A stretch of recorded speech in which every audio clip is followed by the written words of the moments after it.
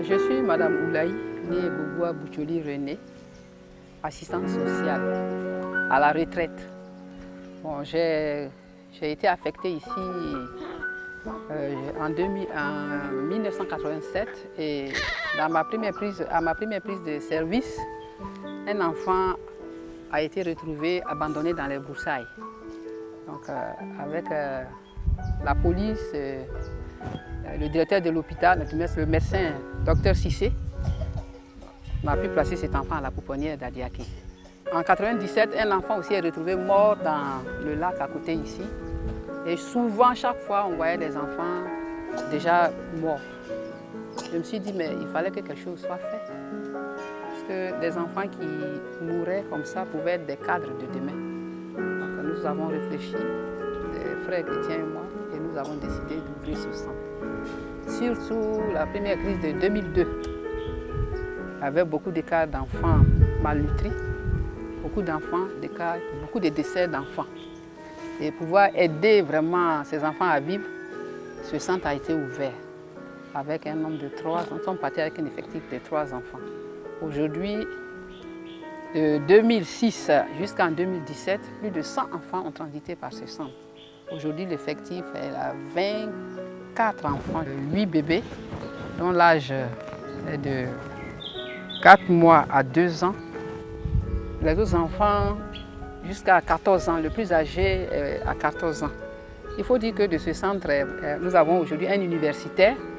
Il y a 2 autres qui vont passer le BPC cette année, l'année scolaire 2017-2018. Nous avons 2 cas de 5e et beaucoup d'enfants à l'école primaire. Depuis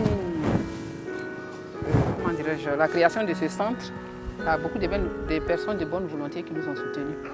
Mais le soutien le plus sûr, c'était mon salaire. Et ça me fait aujourd'hui 9 mois que je suis à la retraite. Vraiment, beaucoup de difficultés sont nées. La première, c'est le départ de beaucoup de mamans. Parce qu'il n'y avait plus d'argent pour les aider aussi à pouvoir, faire face à leurs petits besoins.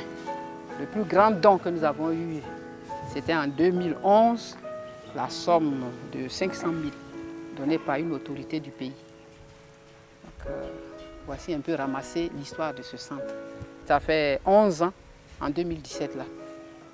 Le centre est ouvert et je suis toujours prête à apporter du soutien aux enfants qui sont dans le besoin. Pourquoi aider un enfant en difficulté? L'enfant, c'est l'avenir du pays. Un pays sans enfants, il faut dire que ce n'est pas possible.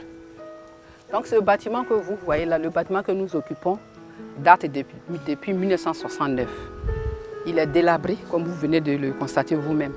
Et la capacité d'accueil est assez réduite. Cependant, je suis sollicitée parce qu'en tant qu'assistante sociale ayant servi dans la région de Guiblo, je suis beaucoup connue. Et beaucoup de personnes me sollicitent pour que je puisse leur apporter de l'aide.